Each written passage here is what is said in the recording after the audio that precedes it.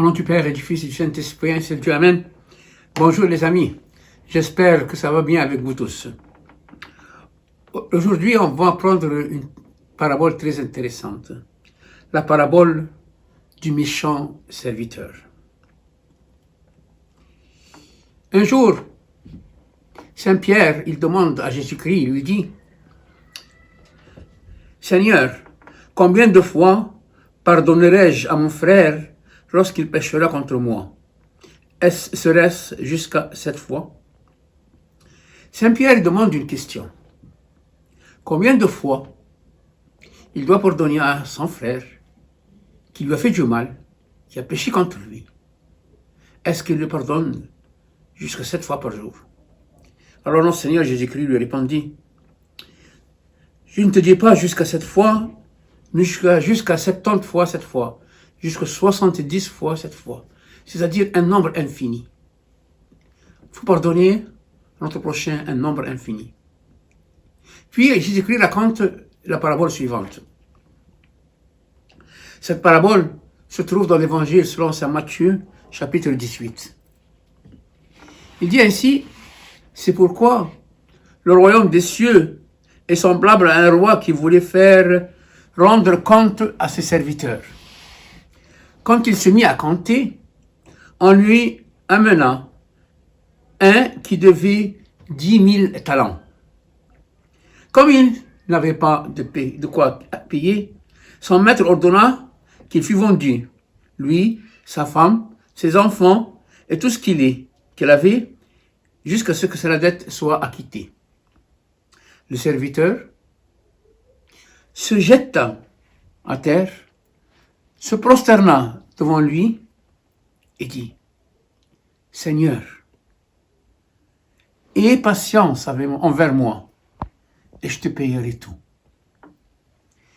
Ému de compassion, le maître de ce serviteur le laisse aller, après avoir remis toute sa dette. C'est la première partie de la parabole. Elle consiste en un serviteur qui devait à son roi 10 000 talents. C'est quoi 10 000 talents? Un talent a la valeur de 6 000 deniers. Un talent vaut 6 000 deniers. Et un denier, c'était le salaire d'un ouvrier qui travaille toute la journée. C'est-à-dire, un ouvrier travaille toute la journée, et à la fin de la journée, il est payé un denier. Donc, un talent vaut 6 000 deniers, c'est-à-dire 6 000 jours de travail. C'est-à-dire, un talent vaut environ 20 ans de travail. Alors, ce serviteur, il devait 10 000 talents. 20 multiplié par 10 000, ça fait 200 000 ans. Donc, il doit travailler 200 000 années pour payer sa dette. C'est une somme colossale, très grande. Personne ne peut gagner dans sa vie une telle somme. Ce pauvre serviteur se jeta aux pieds du roi et implora sa miséricorde. « Sois patient avec moi. Donne-moi un délai et je te payerai tout ce que je dois. » supplia-t-il. Ce malheureux, dans son désespoir, promettait l'impossible. Mais le roi, ému de compassion, prit la décision d'annuler complètement la dette de cet ouvrier et le laissa partir. Ainsi, le serviteur sortit chez du roi, étant redevenu complètement libre. Mais l'histoire ne se termine pas ici. Quand il sort, ce serviteur, il rencontre un autre serviteur, compagnon à lui. Après qu'il fut sorti, ce serviteur rencontra un de ses compagnons qui lui devait 100 deniers. Il le saisit, il l'étranglait en disant « Paie ce que tu me dois ». Son compagnon, se jetant à terre, le suppliant en disant « Aie patience envers moi et je te paierai tout ». Mais l'autre ne voulait pas. Il alla le jeter en prison jusqu'à ce qu'il ait payé son dernier denier. Son compagnon lui devait 100 deniers. Une somme assez grande. 100 deniers, c'est 100 jours de travail, c'est-à-dire environ 3 mois de travail. Mais, comparé à la dette qu'il devait au roi, c'est rien. Alors ce pauvre serviteur, se jetant aux pieds de son compagnon, le supplia de la même supplication que ce serviteur avait supplié le roi, utilisant les mêmes mots. Mais le serviteur a un cœur dur. Il le prit et le jeta en prison jusqu'à ce qu'il paye ce qu'il doit. Ça, c'est la deuxième partie. La troisième partie, les compagnons. Les compagnons de ces deux serviteurs, ayant vu ce qui s'est arrivé, furent profondément attristés. Et ils allèrent raconter à leur maître tout ce qui s'était passé. Alors le maître fit appeler ses serviteurs et lui dit « Méchant serviteur, je t'avais remis tout entier ta dette, parce que tu m'avais supplié.